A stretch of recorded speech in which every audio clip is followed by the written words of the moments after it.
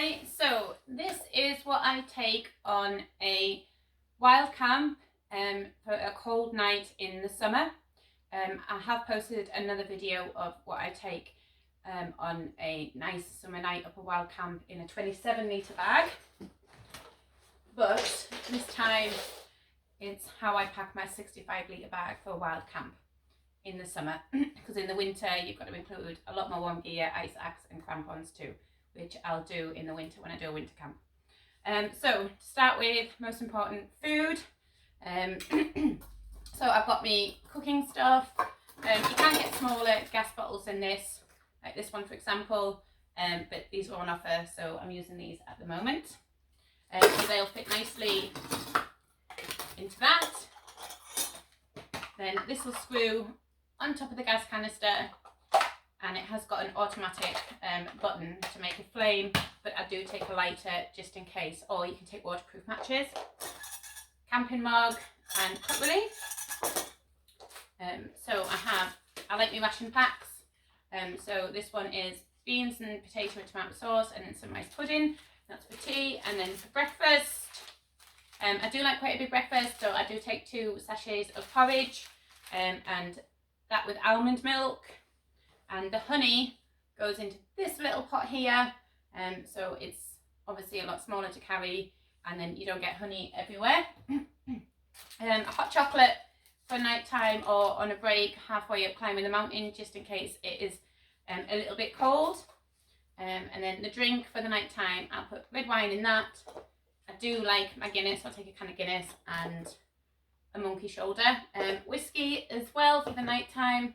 So I've got this water filter, so you can literally drink direct from running water. Don't drink from still water, and make sure that it's running, and try and go get it from the source as well at the top rather than lower downstream. And then obviously my water bottle. So toiletries, toilet wipes, tissues and bags, because obviously leave no trace. First aid kit with your essentials in it.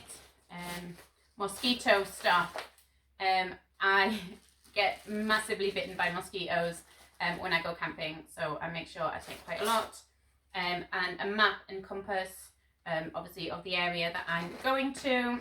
Hand sanitizer, toothbrush and a mini toothpaste, some earplugs and a hairbrush. I've got naturally curly hair, it gets very, very knotty, especially if the weather's bad. So my toiletries will go in this little bag here. There is bladder bags. I don't really like to use them. I prefer to drink from a water bottle, so that won't be getting packed, but you can use a bladder bag instead. So electronics, head torch, really important. Make sure it's charged up before you go. It does have loads of different settings. I only keep it on the low setting, and then obviously the battery life lasts a lot longer. You can take also a tent light, so this just hooks up at the top of the tent. Sometimes a head torch when it's on your head and it's shining everywhere, and sometimes I just have a bit of a duller light. I'm a bit of a geek, so I do like to know the temperature and wind speed outside. It's also probably a little safety thing when I'm by myself, when the wind's really strong. It feels a lot stronger when you're in a tent, so it's nice to know that sometimes it's only maybe like 5 or 6 kilometers per hour rather than the 45 that it might feel like. And obviously a power bank and the cables. I did have a wireless one, but it went in the sea the other day and got ruined, but I would recommend a wireless charger as well as the one with cables in it as well, because sometimes if you're going on a wild swim while you're up the mountain, or it is really bad weather, your phone might get water in the charging port, and then at least if you've got your wireless charger, you can use that. So wild swim gear, so this is like a microfiber poncho, swimming costume and just some swim booties, and that will go in this waterproof case here. So everything goes into little waterproof cases and stuff sacks. It's easier to fit in the bag and stuff everything down. So what I sleep with on a night time in the summer, just shorts and a t-shirt, spare underwear, socks and a vest top, a sports bra for the morning after. So I've got my summer down jacket, which is nice and thin and packs down really, really small. but down jackets make a massive difference to warmth. I do like my thermal socks, so even in the summer I will pack these. They're just so comfortable, to be fair. And I still take hat and waterproof gloves in the summer, just because you never know that weather on mountains can be extreme and change massively one moment to the next. So it's just better to be prepared. I don't mind carrying the extra weight. I do have some thermal fleece leggings. I don't take them in the summer. I prefer to leave them for the winter, because if I wear my winter stuff in the summer, when it comes to winter, I'm not going to be able to wear the winter stuff because I'll be used to wearing it in the summer. So I prefer to go a little bit colder in the summer. I will take my waterproof jacket, really important. And in fact, I never climb mountains in any temperature without it, because you never know. I have got a sleeping bag liner. This is probably the best bit of kit I've ever bought. So if it is going to be really warm, I will just take this. But you check the temperature beforehand, just in case. Obviously all this goes into a stuffed sack as well. So I really like this for comfort. It is my winter mat, but as I've got the 65 litre bag, I don't mind taking, it is chunky. It's not like me summer one that I use. It's by Mountain Equipment.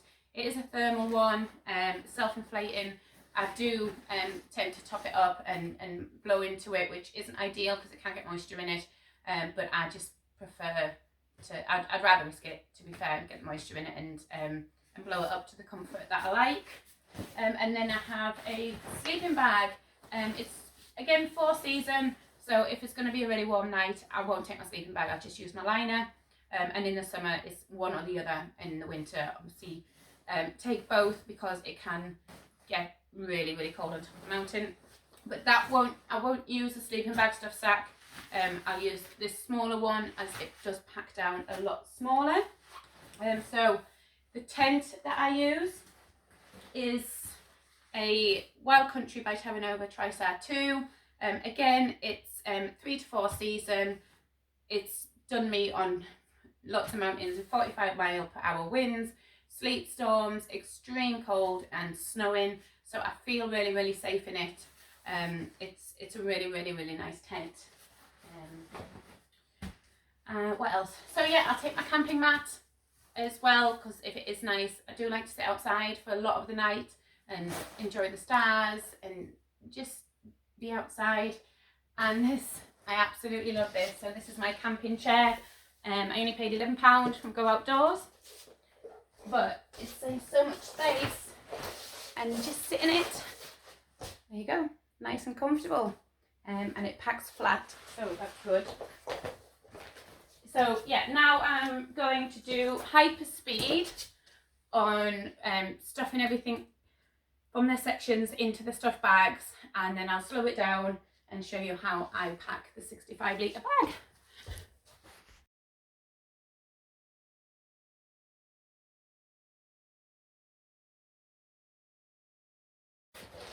Okay, so I absolutely love this bag. I've just invested in it. It is an Ariel from Osprey 65 litre. So I'll start from the bottom. So I do like to organise it, so I have like all my sleep stuff together. So that huge 4-season sleeping bag, I will put right at the bottom. Along with my stuff to sleep in and my down jacket, just in case it does get cold going up the mountain, or I stop because it's a long hike and I want to put a jacket on. It's really handy.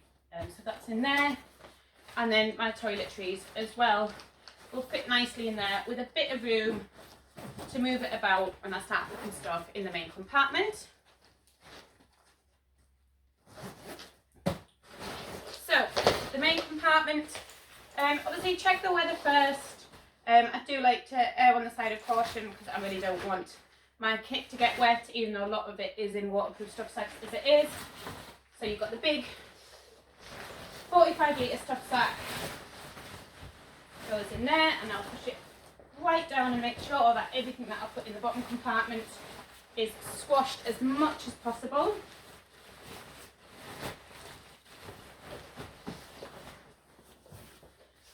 I keep my wild swim stuff at the top because if I do go up and there's somewhere to swim, then I like to keep it handy. So this is the trick now to get everything in here, and you just want to use as much of the corners as possible. So it's a case of stuffing everything in as much as possible. Again, my waterproof, I won't put that in a stuff sack just in case, keep it handy, but it does stuff down really small anyway.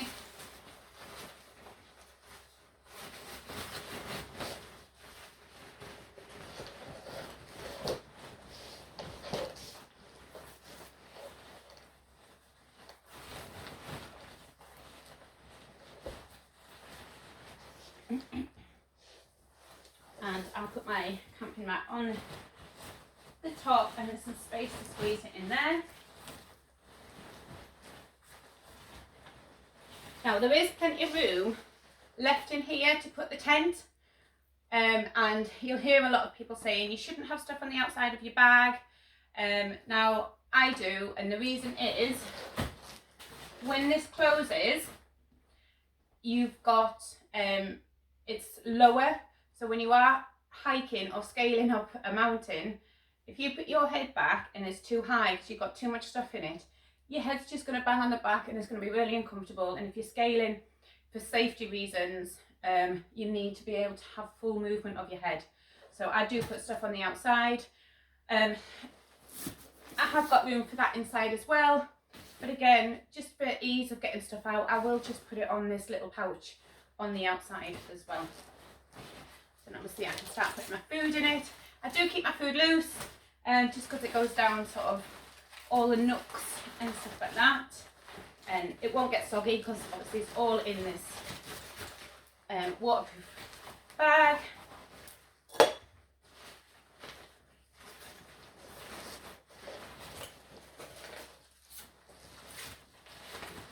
It's just stuffing everything, every corner that you can.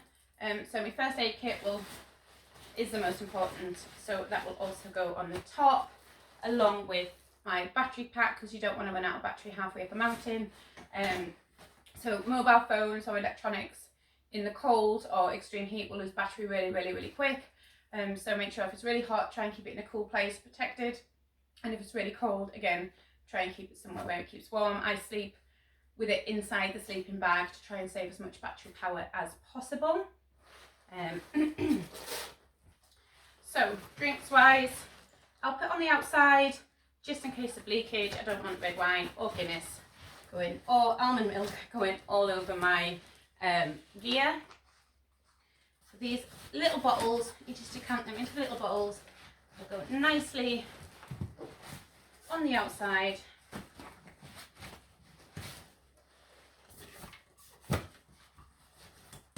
Like that. Honey pot can go in there as well. Obviously it's got a really good waterproof cover. Oh, rubbish bag, really important. Never forget your rubbish bag, because leave no trace is the number one rule that you want to follow when you go camping. So again, I'll stuff that down as much as possible.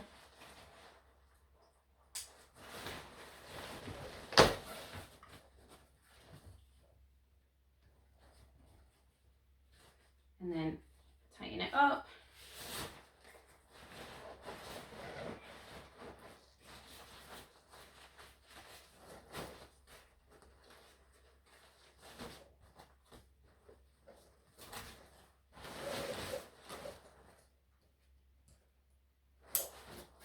Okay, so you can see I've got plenty of room for lots of head movement.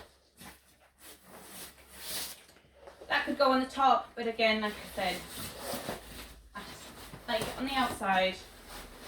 Uses that room. This slides nicely on the outside up here. If I didn't have this pouch, it would be going in my bag.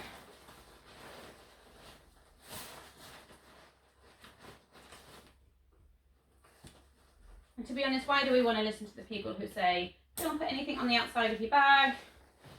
Well, then why is there pockets on the outside of my bag? Okay, map. Really, really important.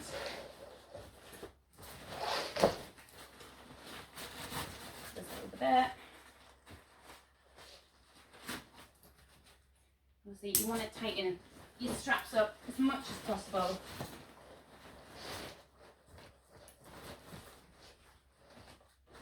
So my map will go in the top there with my compass.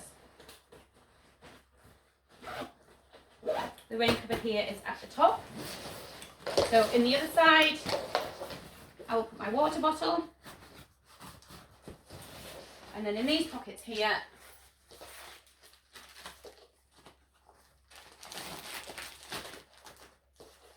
everything that you need to go to the toilet, and hand sanitizer. I'll put the lighter in there as well because I forgot to pack that with my cook stuff. And then my water filter, handy as well, especially if it's hot. You go through a lot of water. That will go on that side. And then you've got these straps right at the bottom. So obviously all the straps that you're not using, I just like to tighten up.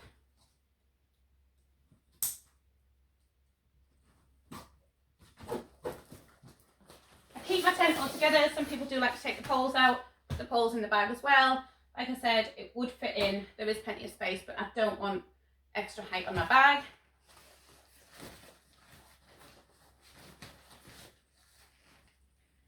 So that will just click into place. Oh, while you're packing your bag as well, what you don't want is to loosen to the straps to the point where the end tog is all the way there, because when it's in, it's really hard to try and pull back out again. So once they're in, I'll tighten them up.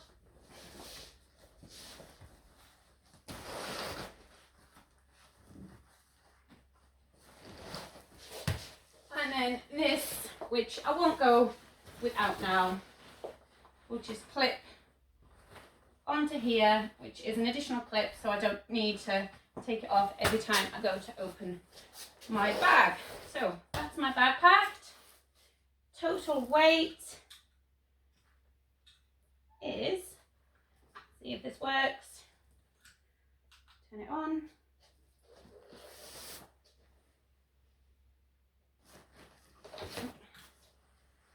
There we go.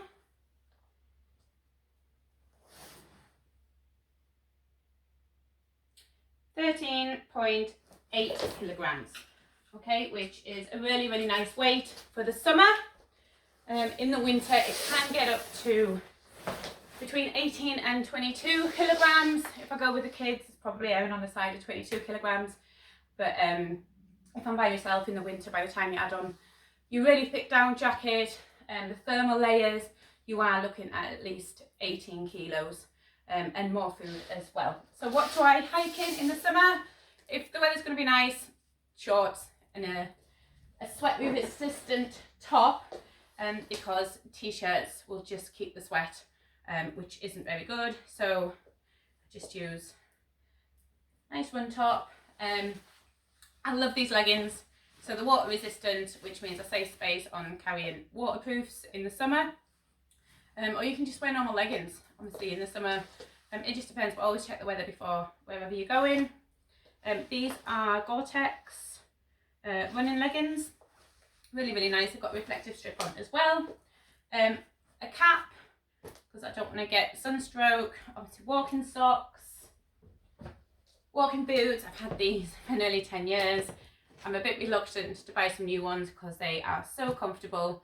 But I think the waterproof resistant layer has worn off, so I will have to get some more. But apparently Salomons don't make them anymore like they used to, so I'll be having a good look around. Let's see, sports bra.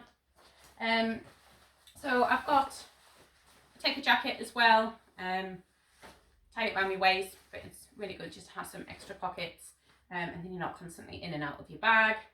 And that's mainly for when you get to the top. So the rule of climbing a mountain is dress for the mountain, not the car park. When you set off, it might be a little bit chilly, but 10 minutes into your walk, you don't want to be stopping and taking layers off. So you're better off starting that little bit cold, and just wrap it around your waist. Don't pack it in your bag, because again, then you're stopping, you're getting stuff out your bag, and yeah, it's just adding extra time and effort onto what is already could be a possibly hard hike. If I don't take my jacket, I have these things which are amazing.